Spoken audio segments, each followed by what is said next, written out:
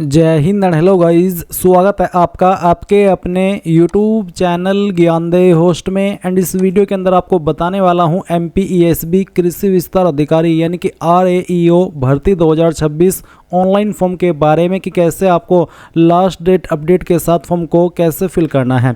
मैं आपको बता दूं कि इस फॉर्म को फिल करने की लास्ट डेट आपकी 17 जुलाई 2026 है, तो आपके पास ज़्यादा समय बचा नहीं है, मे बी 1-2 दिन ही है। और क्या पता आप इस वीडियो को 16 जुलाई के अंदर ही वॉच कर रहे हो, तो ऐसे में बस आपको देख लेना है कि 17 जुलाई मेरे से कितना दूर है और फिर उसके अकॉर्डिंग अपना फॉर्म अप्लाई कर लेना है। क्योंकि लास्ट डेट बढ़े इसके बारे में ऐसा कोई अपडेट है नहीं अभी तक, और अगर बढ़ती है तो अच्छी बात है, और इसमें बहुत ही कम चांस रहते हैं डेट बढ़ने के। बढ़ जाती है तो जैसे कि मैंने कहा कि आपको पता चल जाएगा, बट अभी के लिए लास्ट डेट आपकी 17 जुलाई 2026 है। एंड इस वीडियो के अंदर सारी चीज़ें अच्छे से एक्सप्लेन की जाएगी, राशन से लेकर प्रिंट तक, ताकि आपसे फॉर्म भरने में कोई भी मिस्टेक ना हो। अब चलिए शुरू करते हैं। अगर आपने अभी तक वीडियो को लाइक शेयर न किया हो तो कर देना, और चैनल को सब्सक्राइब करके बेल आइकन ऑन कर लीजिए। इसके बाद जो लिंक मैंने वीडियो को डिस्क्रिप्शन में दिया हुआ है आप ओपन कर लेना, और जानने को मिलेगा कि 2784 पोस्ट पर ये वैकेंसी आई हुई है। एंड फीस इसमें जनरल को 560 और SC ST OBC को 310 रुपये पे करनी है। डिग्री वाले कैंडिडेट इसमें अप्लाई कर सकते हैं, और यहाँ पर जो आपकी डिग्री है वो आपकी एग्रीकल्चर के अंदर होनी चाहिए। ये जो वैकेंसी है वो आपकी किस कैटेगरी में कितनी है वो आप देख सकते हैं। अगर आप इसमें अन्य स्टेट से अप्लाई करेंगे तो आपको जनरल कैटेगरी के अंदर काउंट किया जाएगा, भले ही आपकी कैटेगरी आपकी स्टेट के अंदर SC ST OBC क्यों ना हो, क्योंकि आपको रिजर्वेशन का फ़ायदा नहीं मिलेगा, इसलिए आप जनरल में काउंट किए जाएंगे। एज लिमिट यहाँ पर दी गई है, किन किन डॉक्यूमेंट की आवश्यकता पड़ने वाली है वो भी यहाँ पर मेंशन है। अब आपने सारी जानकारी जान ली है। अगर आप इसमें एलिजिबल और आपने अभी तक ये फॉर्म नहीं भरा तो गाइज इंपॉर्टेंट लिंक के सेक्शन से अप्लाई ऑनलाइन लिंक ओपन कीजिए। इसके बाद आपके सामने ये ऑफिशियल वेबसाइट आ जाएगी, जैसे कि आप वीडियो में देख सकते हैं। यहाँ पर आ जाने के बाद में आप पहले नंबर पर आपकी ये वैकेंसी देख सकते हैं, जिसकी स्टार्टिंग डेट 3 जुलाई और लास्ट डेट आपकी 17 जुलाई 2026 है। तो आप यहाँ पर इसके सामने जो आवेदन पत्र के ये पेपर का आइकन है, इसके ऊपर क्लिक करना। फिर आपके सामने यहाँ पर इस तरह का इंटरफेस आएगा। अब आप यहाँ पर टिक करेंगे, आगे बढ़ाए इसके ऊपर क्लिक कर देंगे। एंड देन गाइज यहाँ पर इस तरह से जानकारी आएगी आपसे। यहाँ पर आपका सामान्य पंजीकरण क्रमांक मांगे और डेट ऑफ बर्थ मांगी है। बट गाइज अभी तक तो आपने रजिस्ट्रेशन किया ही नहीं। बट गाइज अगर आप पहले से रजिस्टर्ड है तो आपके पास ये ऑलरेडी होगा। आप यहाँ पर आपका सामान्य पंजीकरण क्रमांक डालना और आपकी डेट ऑफ बर्थ डालना और सत्यापित कर आगे बढ़ाए इसके ऊपर क्लिक करना। अगर आप इसमें पहले से रजिस्टर्ड है बट सामान्य पंजीकरण क्रमांक खो चुके हैं तो आप उसको कैसे रिकवर करेंगे वो जान ले। आप अगेन यहाँ पर इस होम पेज पर आएंगे, और यहाँ पर आ जाने के बाद में आपको यहाँ पर इसमें तीसरे ऑप्शन पर प्रोफाइल संख्या से आवेदन संख्या खोजे, ये ऑप्शन है। फॉरगॉट प्रोफाइल पासवर्ड, फिर है प्रोफाइल पंजीयन में दस्तावेज संसाधन के लिए यहाँ क्लिक करें। यानी कि आपको कई सारे विकल्प यहाँ पर दिए हैं। बट अगर आप उम्मीदवार प्रोफाइलिंग के सेक्शन पर आएंगे तो यहाँ पर आपको बोला है आवेदक का प्रोफाइल पंजीकरण क्रमांक प्राप्ति, आप इसके ऊपर क्लिक करेंगे। इसके ऊपर क्लिक करने के बाद में आप यहाँ पर आपका मोबाइल नंबर डालेंगे जो आपने रजिस्टर किया था, और यहाँ पर एक कैप्चा कोड डाल करके आगे बढ़े इसके ऊपर क्लिक करेंगे। नंबर के ऊपर एक OTP जाएगा। जैसे आप OTP वेरीफाई कर देंगे तो आपको मैसेज के माध्यम से आपका जो सामान्य पंजीकरण क्रमांक है वो सेंड कर दिया जाएगा, जिसका इस्तेमाल करके आप यहाँ पर लॉगिन हो जाएंगे। बट गाइज अगर आप फ्रेशर है, आपने इस वेबसाइट का इस्तेमाल करके कभी पहले कोई फॉर्म भरा ही नहीं, पहली बार कोई फॉर्म भरने वाले हैं, तो ऐसे में पहले आपको इसमें अकाउंट क्रिएट करना होगा। इसके लिए आप यहाँ पर प्रोफाइल रजिस्ट्रेशन इसके ऊपर क्लिक कर देंगे। देन आपसे पूछेगा कि आपके पास पूर्व में पंजीकृत प्रोफाइल ID है, तो ये सवाल इनका बनता ही नहीं, क्योंकि अगर होता तो पहले से ही आप यहाँ पर अभी जैसे कि मैंने बताया लॉगिन करके अपना फॉर्म भर रहे होते, यहाँ पर आते ही नहीं। तो आप इसमें नो कर दीजिए कि नहीं है। उसके बाद आप यहाँ पर इसमें जो आपकी डिटेल्स है वो रजिस्टर करेंगे। उसके लिए आपको आपका मोबाइल नंबर डालना है जो आप रजिस्टर करना चाहते हैं, एंड अपना ईमेल ID, और उसके बाद एक कैप्चा कोड डाल करके OTP प्राप्त करें, इसके ऊपर क्लिक करेंगे। देन आपके नंबर के ऊपर एक OTP जाएगा। जैसे आप यहाँ पर OTP वेरीफाई करेंगे तो आपके सामने आपकी पर्सनल डिटेल का फिल करने का सेक्शन आ जाएगा। मैं पहले से इसमें रजिस्टर्ड हूँ, इसलिए मैं यहाँ पर अपनी डिटेल्स को एडिट करके दिखाता हूँ कि किस तरह से आपको आपकी आगे की जानकारी फिल करनी है। इसके बाद में आपके सामने यहाँ पर व्यक्तिगत विवरण आ जाएगा, जिसमें कि गाइज आपने जो इन्फॉर्मेशन भरी होगी जब इस पर OTR किया था या फिर आपका प्रोफाइल रजिस्ट्रेशन किया था, तो आपको यहाँ पर ये जानकारी देखने को मिल जाएगी। अगर आपको इनमें से कोई जानकारी एडिट करनी है तो आप इसको एडिट भी कर सकते हैं। और अगर आप यहाँ पर फर्स्ट टाइम इस वेबसाइट पर अपना रजिस्ट्रेशन कर रहे हैं तो भी आपके सामने यही वाला इंटरफेस आएगा, जहां पर आपको आवेदक का नाम लिखना है। ये नाम आप आपका 10th के सर्टिफिकेट के अकॉर्डिंग और जो आपका आधार कार्ड है उसके अकॉर्डिंग फिल करिएगा। उसके बाद में आप यहाँ पर देखेंगे आवेदक का उपनाम, तो आपको यहाँ पर अगर आपका उपनाम न हो तो आपको NA लिखना होगा। उसके बाद आप यहाँ पर पति या पिता का नाम लिखेंगे और फिर यहाँ पर गाइज आपको माता का नाम लिखना है। उसके बाद में यहाँ पर जन्म तिथि आपको देनी होगी। जन्म तिथि आपको 10th के सर्टिफिकेट के अनुसार यहाँ पर सिलेक्ट करनी है। फिर पूछे क्या आप मध्य प्रदेश के मूल निवासी है। अगर आप मूल निवासी है तो आप हाँ करेंगे, अगर आप मूल निवासी नहीं है तो आप नहीं करेंगे। उसके बाद आपका जो भी जेंडर है वो आप सिलेक्ट कर लेंगे। फिर आएगी आपकी कास्ट कैटेगरी, तो जो भी आपकी कास्ट कैटेगरी है जैसे कि जनरल, SC, ST या फिर OBC जो भी है वो ये आप यहाँ पर टिक कर देना। अगर आपकी कैटेगरी SC है तो भी आप इसको इस तरह से टिक कर सकते हैं। अगर आप जनरल है तो आप जनरल सेलेक्ट कर लेंगे। फिर यहाँ पर एक सवाल है कि क्या आप आर्थिक रूप से कमजोर EWS श्रेणी के अंतर्गत आते हैं। अगर आप आते हैं तो आप हाँ करेंगे, नहीं आते हैं तो आप नहीं करेंगे। फिर है उच्च शैक्षणिक योग्यता का स्तर, तो आपकी हाईएस्ट क्वालिफिकेशन कौन सी है, जो भी है वो आप सिलेक्ट कर लेना। वही वाली क्वालिफिकेशन सिलेक्ट करना जो कि आपकी कंप्लीट हो, जो अभी आप कर रहे हो वो आप सिलेक्ट ना करना। उसके बाद में आपसे पूछा निवास का क्षेत्र, ग्रामीण या फिर शहरी, जो भी है वो आप टिक कर देना। फिर आएगा दिव्यांगता का विवरण, तो यहाँ पर बोला कि क्या आवेदक निःशक्तजन दिव्यांग है, न्यूनतम 40% या फिर उससे ज़्यादा। अगर हाँ तो हाँ, अगर नहीं तो आप नहीं करेंगे। फिर उसके बाद नीचे आप देखेंगे वैवाहिक विवरण, इसमें आपसे पूछा है कि क्या आप विवाहित है, यानी कि क्या आप मैरिड है। अगर आप मैरिड है तो आप हाँ करेंगे और हाँ करने पर आपको यहाँ पर विवाह की तिथि भी बतानी होगी। इसी के साथ गाइज यहाँ पर जीवित बच्चों की संख्या आपको बतानी होगी और साथ ही अंतिम बच्चे जुड़वा थे या फिर नहीं उसकी जानकारी भी आपको देनी होगी। बट अगर आप अनमैरिड है तो आप यहाँ पर नहीं कर देंगे। इसके बाद में यहाँ पर आता है पत्र व्यवहार के लिए वर्तमान पता, यानी कि जो आपका प्रेजेंट एड्रेस है उसकी जानकारी आप यहाँ पर फिल करेंगे। अगर आपकी जानकारी पहले से फिल है तो आप इसको यहाँ पर एडिट करना चाहे तो वो भी कर सकते हैं, जहाँ पर मकान नंबर या फिर गली मोहल्ला गाँव का नाम, उसके बाद में क्षेत्र, कॉलोनी, शहर, तहसील, या उसके बाद में आपका राज्य सेलेक्ट करेंगे, फिर आपका जिला और उसके बाद में आपका पिन कोड, ये सब जानकारी आप यहाँ पर भर देंगे।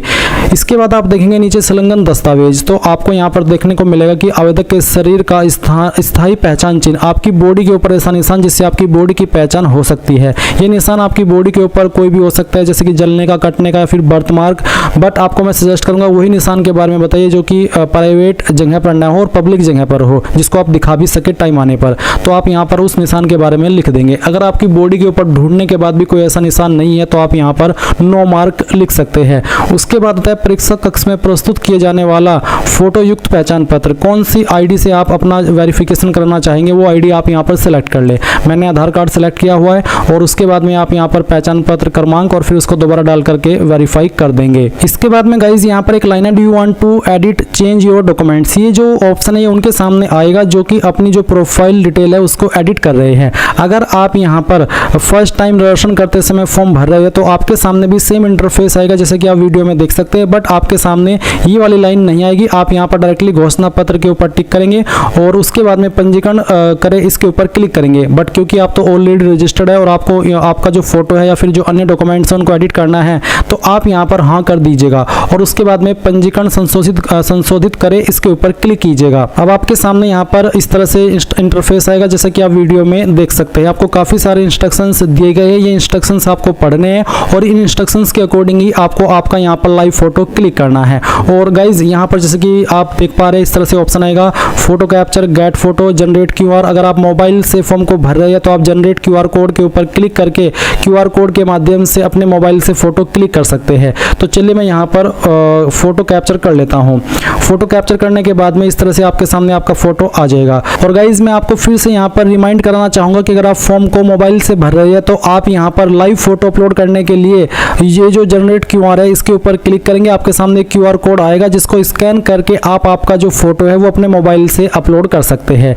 तो चलिए आपने यहाँ पर अपना फोटो क्लिक कर लिया, फिर आप यहाँ पर जो फोटो की लाइन लिखी है इसके ऊपर टिक कर देना।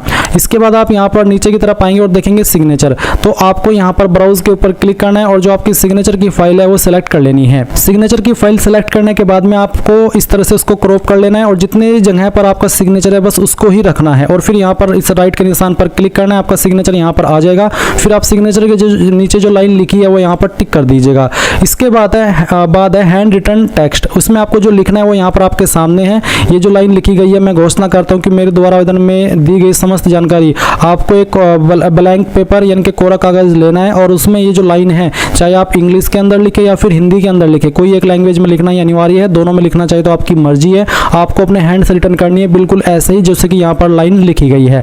और फिर उस इमेज को स्कैन करके आपको यहाँ पर अपलोड करना है ब्राउज के ऊपर क्लिक करके। जैसे ही आप यहाँ पर आपकी हैंड रिटन टेक्स्ट की जो फाइल है वो सिलेक्ट कर लेंगे, इमेज सेलेक्ट कर लेंगे तो इस तरह से आएगा। अब आपको यहाँ पर राइट के आइकन पर क्लिक करना है और इस तरह से आपका जो ये हस्तलिखित टेक्स्ट है वो आ जाएगा।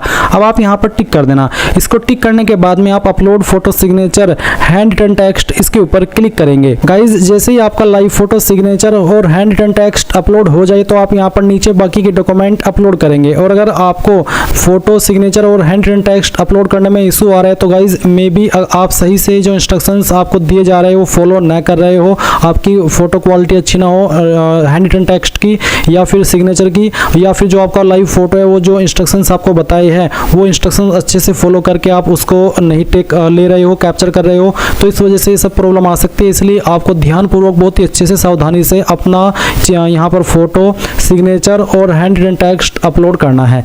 इसके बाद आप देखेंगे जन्मतिथि प्रमाण पत्र हेतु अंक सूची, जिसमें कि आप 8वीं 10वीं या 12वीं की अपलोड कर सकते हैं। इसका फॉर्मेट जेपीजी का रखा है। तो मैं आपको सजेस्ट करूंगा अगर आपके पास 10वीं की सर्टिफिकेट है जिसमें कि आपका जन्मतिथि मेंशन है वो आप यहाँ पर अपलोड कर देना। और अगर आप अपना बर्थ सर्टिफिकेट अपलोड करना चाहें तो वो भी आप यहाँ पर अपलोड कर सकते हैं। और अगर आप SC ST OBC है तो आप यहाँ पर कास्ट सर्टिफिकेट अपलोड करेंगे। ये ऑप्शन उन्हीं के सामने एक्टिव होगा जो कि SC ST OBC है। उसके बाद गाइज जैसे ये सभी चीज़ें आप कंप्लीट कर ले तो आप सबमिट डिटेल्स इसके ऊपर क्लिक करेंगे। इसके बाद गाइज आप यहाँ पर अगेन आपके होम पेज पर आएंगे और यहाँ पर आ जाने के बाद में अब क्योंकि आप फ्रेशर थे तो आपने अभी अभी आपका अकाउंट क्रिएट किया है, इसमें रजिस्ट्रेशन किया है, तो आप इस होम पेज पर आएंगे। अगेन यहाँ पर आवेदन पत्र के सामने इस पेपर के आइकन के ऊपर क्लिक करेंगे। इस तरह का इंटरफेस आएगा, यहाँ पर टिक करेंगे, आगे बढ़ाए इसके ऊपर क्लिक करेंगे और अब आपको आपका सामान्य पंजीकरण क्रमांक मिल चुका है तो वो आप यहाँ पर डाल दीजिए। और जो डेट ऑफ बर्थ आपने अभी यहाँ पर फॉर्म भरते समय ये जो रजिस्ट्रेशन किया है वो करते समय डाली है वो डेट ऑफ बर्थ आप यहाँ पर सेलेक्ट कर लेंगे। फिर ये कैप्चा कोड डालेंगे और सत्यापित कर आगे बढ़ाए इसके ऊपर क्लिक करेंगे। अब आपने यहाँ पर जो भी जानकारी प्रोफाइल क्रिएट करते समय भरी है वो आपके सामने होगी। अगर आप अभी भी इस जानकारी में से कोई जानकारी एडिट करना चाहते हैं, आपको लगता है कि गलत हो गई है, तो आप एडिट प्रोफाइल रजिस्ट्रेशन इसके ऊपर क्लिक करके अभी भी उस जानकारी को एडिट कर सकते हैं। बट अगर आपने एक बार फॉर्म सबमिट कर दिया तो एडिट नहीं कर पाएंगे। अब आप आगे बढ़ाए इसके ऊपर क्लिक करेंगे। इसके ऊपर क्लिक करने के बाद आप यहाँ पर डिटेल्स को स्क्रॉल करके नीचे की तरफ आएंगे और यहाँ पर 31 सवाल का आंसर करेंगे। आवेदक अपनी पात्रता के अनुसार उपयुक्त संवर्ग का चयन करें। जैसे कि यदि आप भूतपूर्व सैनिक के रूप में आरक्षण प्राप्त करना चाहते हैं तो भूतपूर्व सैनिक S का चयन करें। तो अगर आपकी इनमें से कोई कैटेगरी है तो सिलेक्ट कर ले, नहीं तो आप यहाँ पर इसमें बिना वर्ग इसके ऊपर क्लिक कर देंगे। फिर यहाँ पर कुछ और सवाल है, इन सवालों को पढ़ना है। इसमें मैं चाहे कितना भी एक्सप्लेन कर लूँ बट आपका जवाब मैं नहीं दे सकता क्योंकि वो जवाब आपका ही होगा। जैसे कि सवाल यहाँ पर है कि क्या आप शासकीय कर्तव्य पर है और इसके कारण आयु में छूट लेना चाहते, तो अगर आप ऐसे हैं तो यह हाँ, नहीं तो नहीं। तो जो चीज़ आपके ऊपर लागू है उसमें आपको हाँ करना है, जो लागू नहीं है उसमें आपको यहाँ पर नहीं कर देना है। एक और सवाल है 40 जिसमें कि पूछा कि क्या आप विक्रम पुरस्कार से सम्मानित खिलाड़ी है, तो हाँ, नहीं तो नहीं। फिर 41 सवाल है, आप इसको पढ़ेंगे और अगर आपकी इनमें से कोई कैटेगरी जो यहाँ पर नीचे है अतिशेष कर्मचारी जनगणना 1981 के अतिशेष कर्मचारी, तो आप उसको टिक कर देंगे, नहीं तो आप इसमें नहीं कर देना। फिर 42 सवाल है, इसमें कृषि विस्तार अधिकारी पोस्ट का नाम है, अप्लाई करने के लिए कृषि या औद्योगिक में स्नातक उपाधि, तो आपके पास ये है, आप हाँ कर दीजिए क्योंकि तभी आप इस पर अप्लाई करने के लिए एलिजिबल हो रहे हैं। उसके बाद आपका जो भी मध्य प्रदेश राज्य के रोजगार कार्यालय में जीवित पंजीयन है वो यहाँ पर आपका पंजीयन क्रमांक डालना है और ये होना अनिवार्य है। चाहे आप MP से या फिर किसी भी स्टेट से आप इस फॉर्म को भरना चाहते हैं, आपका मध्य प्रदेश का जो रोजगार कार्यालय है, सभी डिस्ट्रिक्ट अलग अलग होते हैं, तो किसी भी डिस्ट्रिक्ट रोजगार कार्यालय में आपका रजिस्ट्रेशन होना अनिवार्य है। फिर आप चाहे कहीं से भी क्यों ना हो आप इस फॉर्म को भर सकते हैं। बट अगर वो नहीं है, आप इसमें नहीं भर पाएंगे, तो पंजीयन क्रमांक जो भी है आपका वो यहाँ पर डाल दीजिएगा। उसके बाद में किस डेट में आपने पंजीयन करवाया है वो आप यहाँ पर डालेंगे। एंड गाइज ये आप ऑनलाइन भी कर सकते हैं। आपको यूट्यूब के ऊपर MP रोजगार कार्यालय के कैसे रजिस्ट्रेशन करें इस संबंध में अगर आप सर्च करेंगे तो काफ़ी सारी वीडियोस मिल जाएगी। अगर आप चाहते हैं कि मैं आपके लिए कोई अलग से अभी लेटेस्ट प्रोसेस के साथ में वीडियो बनाऊं तो आप मुझे कमेंट के माध्यम से बता देना, देन मैं आपके लिए वीडियो बनाने की पूरी कोशिश करूंगा। फिर रोजगार पंजीयन जिले का नाम, किस जिले में आप रजिस्टर हुए हैं तो आप वो यहाँ पर इसमें बता देंगे। उसके बाद में आपको यहाँ पर पूछा है कि जो पोस्ट पर आप अप्लाई कर रहे हैं बेसिकली यही आपकी कृषि विस्तार अधिकारी की, क्या इस पर जो क्वालिफिकेशन मांगी है वो आपके पास है तो आप हाँ कर दीजिए। फिर 46 है कि क्या आपके पास समग्र आईडी क्रमांक है, अगर है तो हाँ, और अगर आपको नहीं पता कि समग्र आईडी क्या होती है तो गूगल के अंदर सर्च करना कि समग्र आईडी कैसे बनाएं। 2-3 मिनट की कोई वीडियो वॉच करके अपनी समग्र आईडी बना लेना, अगर आपको देनी है, वैसे कंपलसरी नहीं है तो आप यहां पर दे दीजिए, और अगर बना करके देना चाहे तो वो भी आप यहां पर बना लीजिए, 2-4 मिनट के अंदर बन जाएगी, इतना कोई हार्ड प्रोसेस नहीं है। और हाँ करके उसका क्रमांक डाल देना, नहीं है तो अगर नहीं करना चाहते, आपको नहीं बढ़ना इस झंझट में, तो आप सिंपली नो कर देना, यानी कि नहीं कर देना। अब आपको एग्जाम सिटी की प्रेफरेंस देनी है तो आपको किस को पहले नंबर प्रेफरेंस देनी है वो आपको सेलेक्ट कर लेना है, सेकंड पर आपको किसको रखना है वो सिलेक्ट करना है, थर्ड पर किसको, फोर्थ पर आपको किसको रखना है, उसके बाद में सिक्स्थ पर किसको रखना है वो आपको सेलेक्ट करना है, फिर उसके बाद में किसको रखना है वो सिलेक्ट कर लेना। मैंने यहाँ पर रतलाम कर दिया। उसके बाद में यहाँ पर फिर चलिए मैं बेसिकली ये इस तरह से 135 है और इस तरह से ये आपके सही क्रम में है, तो जिसको आपको जिस नंबर पर प्रेफरेंस देनी है वो आप सिलेक्ट करते जाएंगे। जैसे कि मैं यहाँ पर आपको सिलेक्ट करके दिखा रहा हूँ, यहाँ से हमने सीधी सिलेक्ट कर लिया, फिर यहाँ से उज्जैन, और इस तरह से आप ये सभी प्रेफरेंसेस दे देंगे। फिर आप यहाँ पर टिक करेंगे एंड उसके बाद आगे बढ़ाए इसके ऊपर क्लिक कर देंगे। अब यहाँ पर आपके सामने इसमें डॉक्यूमेंट अपलोड करने का एक सेक्शन आया है, जहाँ पर शैक्षणिक योग्यता का दस्तावेज मांगा है जिसका फॉर्मेट जेपीजी का रखा है। उसकी जो विड्थ है यानी कि जो उसकी चौड़ाई है वो 700 से 800 पिक्सल के बीच में हो, हाइट 400 से 950 पिक्सल के बीच में रहने चाहिए। तो आप क्या करेंगे, चूज फाइल इसके ऊपर क्लिक करेंगे और जहाँ पर भी आपका इमेज है, बेसिकली जो आपका डिग्री का सर्टिफिकेट है वो आपको यहाँ पर अपलोड करना है। तो जहाँ पर भी फाइल है सेलेक्ट कीजिए, ओपन कीजिए, उसके बाद अपलोड एजुकेशन सर्टिफिकेट इसके ऊपर क्लिक कीजिए, आपकी फाइल यहाँ पर अपलोड हो जाएगी। आप इसको डाउनलोड करके व्यू भी कर सकते हैं। अब आप सबमिट डिटेल्स इसके ऊपर क्लिक करेंगे एंड देन यहाँ पर आपके सामने आपकी जानकारी आएगी इस तरह से, और आप सभी जानकारी को चेक करते हुए प्रिंट करेंगे, जो कि करना अनिवार्य है, तब तक आप आगे नहीं बढ़ पाएंगे। इसके बाद आप यहाँ पर नीचे प्रोसीड टू पेमेंट इसके ऊपर क्लिक कर देंगे। और गाइज अब आप यहाँ पर देख सकते हैं पेमेंट का ऑप्शन आ चुका है। आप net banking, debit card, credit card या फिर यूपीआई, यानी कि जिस माध्यम से पे करना चाहे कर सकते हैं। अगर आप यूपीआई सेलेक्ट कर ले तो पेटीएम सेलेक्ट करके जैसे आप पेमेंट कर देंगे और वो सक्सेसफुल रहेगा तो गाइज आप अपने फॉर्म का फाइनल प्रिंट आउट ले पाएंगे। एंड इस तरह से गाइज आप लोग आपका MPESB या फिर MP कृषि विस्तार अधिकारी RAEO भर्ती 2026 फॉर्म भर पाएंगे। आई होप ये प्रोसेस आपको पसंद आया होगा। कोई सवाल डाउट रह गया हो तो कमेंट के माध्यम से पूछ लेना। Thanks for watching. जय हिंद।